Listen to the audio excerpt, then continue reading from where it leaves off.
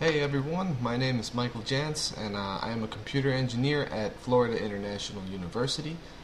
This is my YouTube video for my Intro to Digital Forensics Engineering class, and my professor teaching this class is Dr. Faisal Kaleem. So for my video, I would just like to touch up on the very basics of computer forensics and maybe digital forensics as a whole. And at the end of the presentation, I will show a small demonstration of some of the tools that are used as in computer forensics, mainly focusing on FTK and a small application that is able to show how to recover deleted emails. Before we get started, I would just like to throw out a disclaimer that this video is just made for educational purposes, and it's just made in good fun. So I don't want to be held responsible for any kind of damages or any other things that may occur from things that you decide to do by following me in my video. So what is computer forensics? Computer forensics is the retrieval, preservation, analysis, and presentation of different forms of data that can be found on or from many different kinds of devices or sources, such as your cell phone or your computer, emails, flash drives, anything that can store data on it is liable to computer forensic activities. And basically what this means, what all of this means really, is that somebody who is an expert in digital forensics will be able to find out who did what, where they did it, when they did it, all of this information, and and they can use that against you. And especially since the usage of computers has become very popular since in recent years, let's say, and most people have started doing a lot of their secret undercover work and stuff like that on computers, and it comes to bite them, and it comes to haunt them eventually. A good example of this is a guy named Joseph Duncan III. This particular man, he had created an Excel spreadsheet on his computer, and in that Excel spreadsheet there was information about murders that he was planning on committing, and it was detailed as to how he would do it. And the use of computer forensics was, has found up this file, and because they found it, that led him to a verdict of having the death penalty. So poor Joseph Duncan III is no longer with us. So why use computer forensics? Well, computer forensics is very useful in backing up. It's useful in finding evidence that can back up just a lot of different things. Here's just a small list of many different things that it can do. You have fraud, forgery, robbery or theft, child pornography, piracy, litigation, corporate schemes. Anything bad that you can think of, something that somebody would want to hide, computer forensics can dig it all out, and I think that's a very powerful, it's a very powerful thing in today's modern world, because take a look at big corporate businesses like Enron. Remember what happened with them, and it can happen to anybody, and computer forensics is always there to help people put people in their places, and it's a good overall it's a very good practice. So there's a lot of different kinds of hardware that's associated with computer forensics. Some basic types of hardware is computers. They have any computer that you can install software on is basically it's basically a good way to have a computer forensics setup. I could take my laptop over here, for example, and install FTK or any other kind of forensic toolkit on here, and I'll be able to turn this into like a portable forensic computer hardware machine. But you also have different kinds of hardware like imaging devices. These are different programs, also software and hardware, that is able to make direct copies of your hard drive.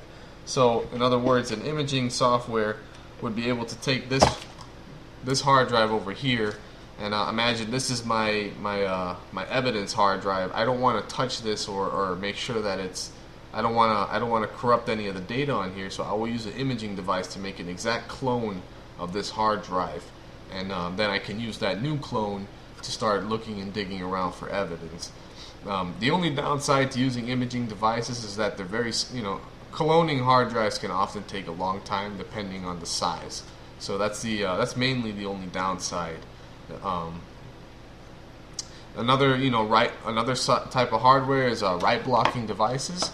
These are very important when it comes to computer forensics, because in computer forensics, you want to make sure that the information on the hard drive that you are digging for does not get modified in any form or way. And typically, when you plug in any device to a computer, the minute you plug it in, changes are being made to that drive, and write blocking devices stop those changes from occurring. So those are very useful in maintaining the authenticity of an original evidence drive before you make like an image, a clone of it. And then finally, you also have encryption devices. These are used to decrypt or encrypt different forms of data that you might come across in your forensics work. So here are two of the little programs that I'm going to go over. One of these programs is a very, very useful program called Forensic Toolkit. With that, you can do a whole lot, and I'll show that all out in just a moment. But the first program I'd like to take a look at is Kernel for Outlook PST Repair. This is a small program that I found a demo for it.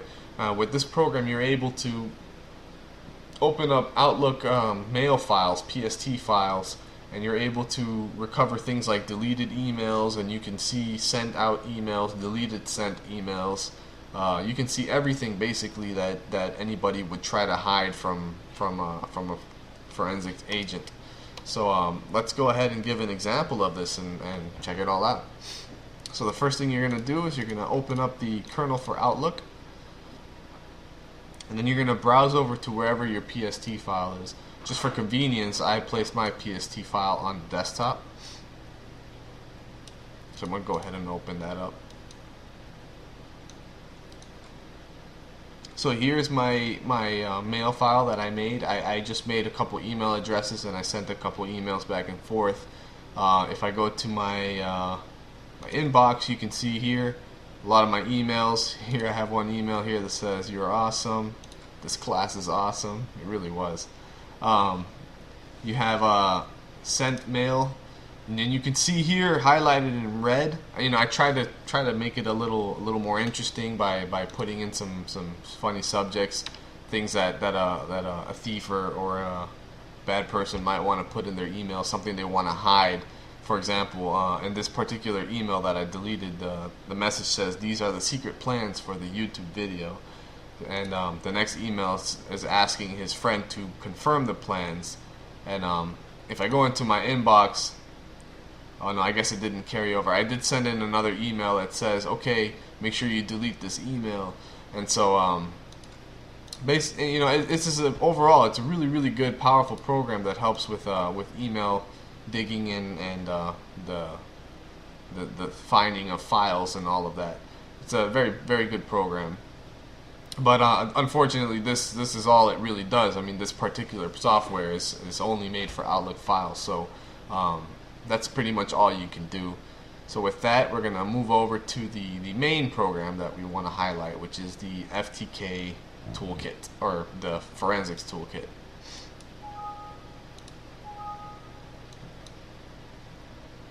So before we go ahead and open up our forensic toolkit, I just want to briefly go over the FTK Imager. This is a program that is used to create images of your hard drive or your flash drive, or anything that you want to create an image of to be used in the FTK in the forensic toolkit. I have created an image, but it does take a long time to import into FTK, so I don't know if I'll use it for my example, but we'll see how that goes. But basically, if you want to create an image file for the FTK, you would go into File, Create Disk Image, and then here you will just select the source that you are trying to make an image of, whether it be a physical drive or a logical drive. or an image of another image, or just contents of a folder, that kind of thing. Let's just make a quick little tiny thing, contents of a folder. Yes, select source path. Let's just give this a try. This is just for, I won't be able to recover deleted files through this method, but this is just for testing purposes. So once you add in your source, you will add in the destination of where you want to save your image. And so once you do that, you will be faced with this pop-up. We can put in a case number 123, evidence number 123, test file, examiner, Michael. You will hit next, and then you choose a location that you want to save it to. So I guess let's just save it over to our C drive and call it Mike Test. And that's it. The files are created. It made an image of my little folder that I had. So now we're going to hop over to the FTK and open it up so we can begin analyzing it at a more in-depth level. So the Forensic Toolkit is a program that is able to grab these images and copies of these hard drives and really analyze it at a very, very deep, in-depth level. And the reason why I like this is because you can see a lot of the deleted files. It'll even alert you if files have different extensions. If maybe somebody tries to throw a document but it actually has a picture embedded, the program will tell you, hey, this is not really a document, it's actually a picture file. And that's very good for people who are analyzing thousands of files, because that can really, those kind of files will stick out with this program, and then they're able to pull those out and use them as evidence or potential evidence. So the first thing you want to do is you just open up your FTK, and you'll see this over here. You'll want to start a new case, and over here it's real basic. It's pretty straightforward. You add your investigator name, case number, case name, and once you do that, you hit next. Again, this is more information. It's not required, but it just makes the report a lot nicer and a little better for when you're going to present it. You'll want to keep all of these options on because that gives you the most out of everything. So you're just going to next. Now once you get to this is where you add in the evidence of your files. So I'm going to add in two files. I'm going to add in the file that we just made, and an image file that I downloaded off the internet.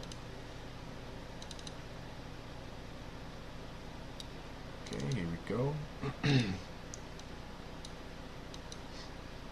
And then I'm also going to add in that image file, which is on my desktop. Here we go. Boom. So now once you hit finish, the program's going to analyze all the images and look for any kind of files that may have been deleted or not. Just for convenience, I added in my my email file that I just showed you in the kernel, because this program also does email recovery, so that's awesome. And it actually read the email file that I have. So basically here you can see all of the categories that you want to look. If you want to organize something by category, you can click on it here. You have everything from deleted files to files in your recycle bin, different executables, graphics, documents, spreadsheets, you name it, it's in this program. It's a great software. And so if I want to double check out my emails, I can click here. You can see everything here in the email. It's in a very nice and neat format, and all the emails are here. If an email has been deleted, I don't know exactly where that is. Email messages, let me see if it's a category, file type. Well, I would imagine here, if you click on the email tab, then you can actually see in a nicer format over here. That will show you better in a more neat way, I suppose. You can also look at any kind of images that are potentially on the drive. So, for example, over here in my folder, I have a bunch of these files that I created here. Here I have a zip file, but it's actually a really horrible picture of myself. There's also a document here that I also pose as a picture. And if you go back to the overview tab, it will tell you, hey, look, there are 7 files with a bad extension. So if you click over here, this will show you all of the files that have bad extensions, and these are files that a perp would potentially try to hide from somebody, but the program, it doesn't fool the program. The program will find it with no problem. If the file has an extension here that's written DAT, you can see here clearly this is the true file type that belongs to that particular file. You have my examples also that I put in. The pictures. You have here a zip file that's posing as some weird extension here. I also made one here. This is a homework assignment I was doing, and I just renamed it to a document file, but it's not a real document. It's actually a picture. So the software it detects everything. You can see here it has a whole bunch of stuff that's all over the place. And it's a very powerful tool. You can even see here deleted files. These are files that have been removed from the drive, and the program still is able to recover some of these files. And that's pretty amazing that the program can do that. So once you've sifted through, everything, and you found the files that you want, the files that you want to keep, you can make a report that kind of consolidates everything together, and this is the report that you will deliver, to the court or whoever that you're trying to present this information to. And to do that, you will go into File, and you'll do, I guess you can do Report Wizard, and then here, you fill out your information. Agency is whatever, not applicable. Address, not applicable. Blah blah blah. You hit Next. You have all the options that you would like to include. It also, it asks you everything. We'll go ahead and just click on a couple options just for the sake of the video. You can generate a whole bunch of these per row. I don't know. Next. No. Next. And then finish. And once you finish, it asks you, would you like to view the report? And you say yes. And so this video, this report will show you kind of like an overview of everything. It'll tell you all the kind of files it found, the files with bad extensions, the files that have been deleted, the files that come out of your email, and overall, it just gives you it's more of like a neat version of what you just saw. And so that's basically it. That's basically everything you can do with the FTK. It's a very, very powerful tool. As I said before, there's a lot of things that you can do with it. You can also do searches for specific terms. If there's a specific word you're looking for, you can do a search, and any file with that particular word will pop up, and then you can even search more in depth like that. So and FTK is not the only file that it's not the only software that there is. Computer Forensics has a very, very, very large library of many different kinds of software that you can use. There's a really neat website over here at forensicscontrol.com, and they have a bunch of free tools that you can download and utilize for just for yourself to have some fun. You have a whole bunch of different kinds: disk imaging, file analysis, Mac OS tools, mobile devices, and you can do a lot with these tools, depending on what you're looking for. So it's a pretty cool website. I'm going to put this in the description, so for those who are watching and want to check it out, you can go ahead and do that.